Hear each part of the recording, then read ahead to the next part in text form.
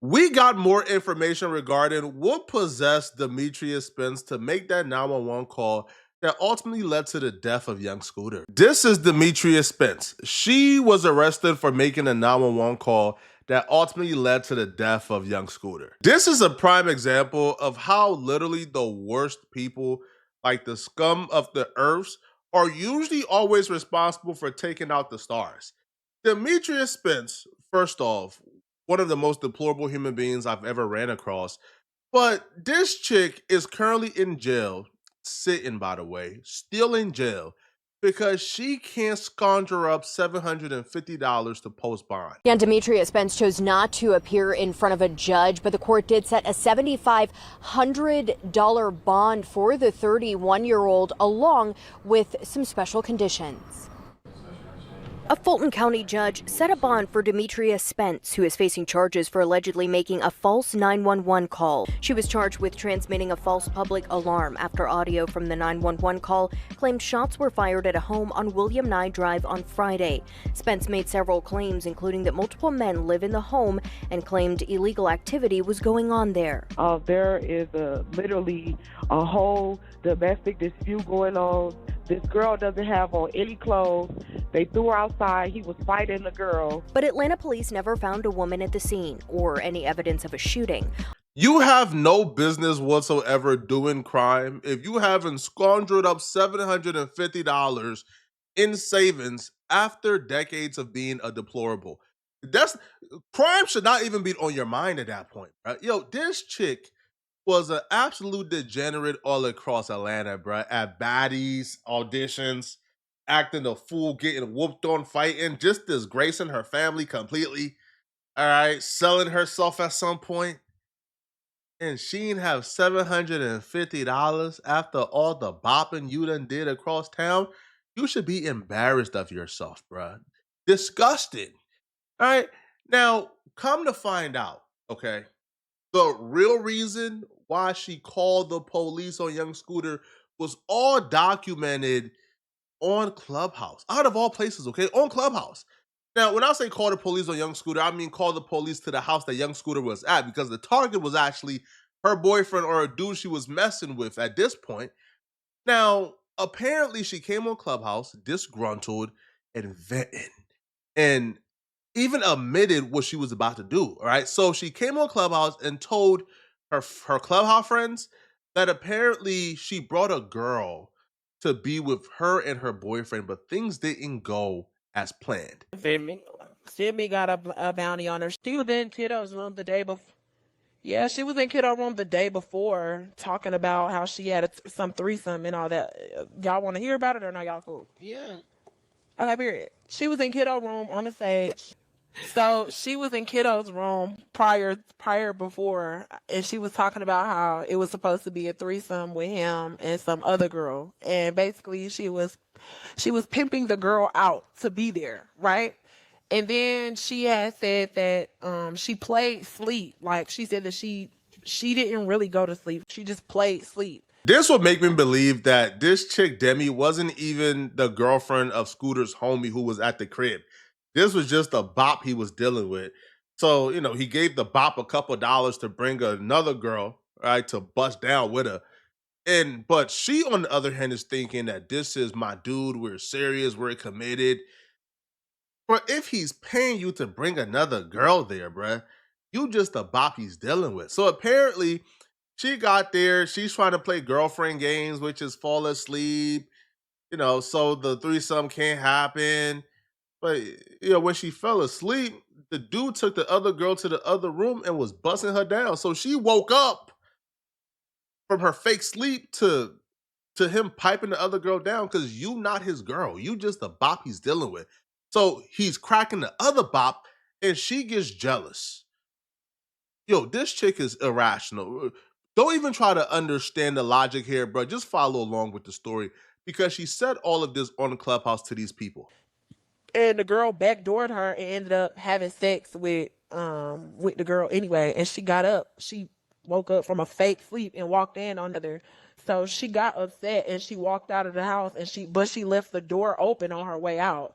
And then she called neighborhood. She didn't call neighborhood watch. She called 911 pretending to be neighborhood watch, saying that the girl that was in there from the threesome, who she woke up to having sex with the guy that she put her on to, which just so happened to be student. She called 911 and said that he had drugs over there, a kid over there. She seen somebody getting beat up. Not to mention, she said that she was seeing it. She said that she physically seen it with her own eyes, but then turned around and said that she was across the street. Then she turned around and said that she was in a whole nother county. Peep the first play. She left the door unlocked because if it wasn't the police, she would have tried to backdoor them another way. But this chick getting upset that, the girl that he paid for to come and engage with y'all, that you fell asleep, so he's busting down his money worth. For her to be upset at that and to try to backdoor him for something like that, bruh, this chick is mentally ill.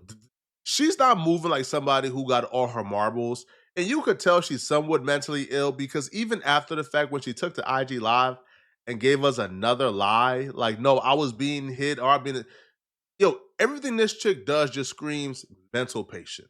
Now, I don't know who the demented guy was who was hitting this, but brother, you sick too, bro. This is not a human being to be hitting, homie. All right, and by hitting, I mean clapping cheeks.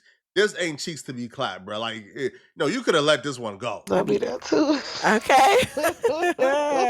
So she called off bitterness. And it's crazy because like she all in my IG comments. Now I gotta go delete her comments out. I don't need them coming after me, honey. She all heart eyes and hearts and it's crazy because listen, it's crazy because she only texts me. Like I've been on this girl for 2 years, and I'm so glad I don't have her phone number. She's only texted me ever in vanish mode. And she just invited me. She just invited me to the club a day before Scooter's birthday, and I did not go. And she's in Atlanta. She was like 15 minutes away, and I told her I couldn't go. Wait, how you know she's 15 minutes away? Because she told me the club she was at or the lounge that they were at. And what particular lounge was this? Leave me the hell alone. It's just a rhetorical question. He trying to get that 5K. Just the overall shady character in general. This person is super shady, bruh. Demetrius Spencer, I wouldn't trust her. I don't even understand how somebody would even continue to text her. She's texting you in vanish mode for 2 years and you don't think, this is not somebody I should be texting. Like, you was up to no good. If I'm being texted in vanish mode for 2 years, I'm thinking you trying to backdoor me, bruh. Because while we having conversations about linking up and going to clubs and partying and is in vanish mode, bro. I remember a girl specifically, man. We were texting on Instagram, right? We met on Instagram, right? Like she actually slid in my DMs. So like we talking back and forth, and we got each other numbers. So we texting, right? Now, mind you, bro, she sent me nudes, everything on Instagram before we even started texting. So we texting. Now, like that notification you get, like message unsent or message not available anymore. Like whenever somebody unsent a message, right? So this was on Instagram. So I click on it and it really don't take me nowhere, right? So I'm thinking, okay, I just started talking to this girl. Maybe it's her. So I go to our DMs and I see everything is unsent. Mind you, she still texted me directly to my phone, but all our messages on Instagram is gone. So I ain't really think nothing of it, right? I just, ignored it. So I'm going back and forth with her via DMs. I still want to clap cheeks. So then the following day now, right? I go to like her profile just to see, okay, how she looks like. I'm blocked. I can't find a profile. But she's still texting me in messages. When I see that, I thought, oh back door, right? You unsending messages and blocking me on Instagram, but still talking to me via, via text. It shows me, okay, yeah, you up to no good, right? Like you was up to no good, bruh. I don't even want no parts. And that I turned down. I can't imagine talking to somebody for 2 years in vanish mode. That is insane. She's shady in general. Now, a lawyer would take a stab at this, okay? He gave his opinion on what he believes she's currently facing. and what's exactly going to happen at trial. So tell us, if you were the prosecution on this case, how would you approach it?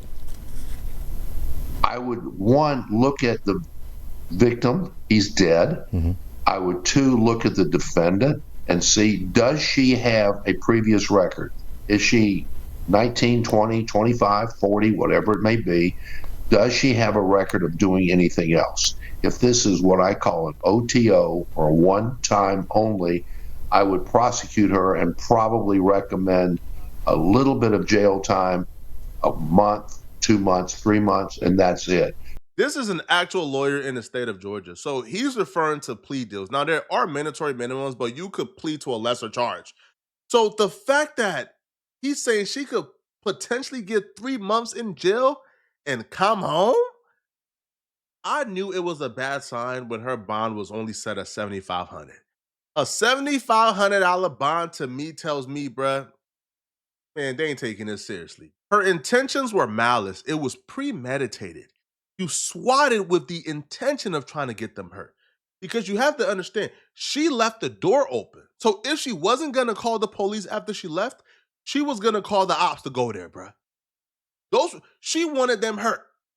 And the fact that she did this with malice, with intent, and she could potentially get 3 months and come home and probably move away to like Iowa or, like North Dakota or somewhere in the middle of nowhere and live a normal life while Scooter life is taken, bro. She made a call accusing them of probably the worst. Bro, she accused them of every crime under the book. This is insane.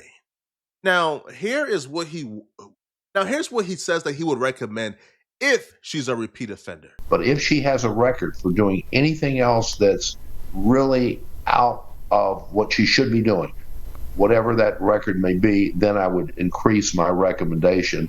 But you don't want the recommendation to be so high as to ask for a trial by jury, because that takes up so much time, and in this type of situation, it ought to be worked out. Quickly, give me your perspective from the. Okay, I'm sorry. This is what this is all about after the death. You want to send a message to people. You don't do this. Gotcha. I don't care how upset you are. I don't care how mad you are or how cute you think it is. It isn't. This sums up everything I hate and despise about the justice system, bro. These prosecutors, these lawyers, they're lazy, bro. This man really just said, hey, bro, let her off the hook, man. Give her a couple of months. Don't really take it up to a year or 5 years, because God forbid we are forced to do real work and go to trial. God forbid, man, we actually have to go to trial over this, bro.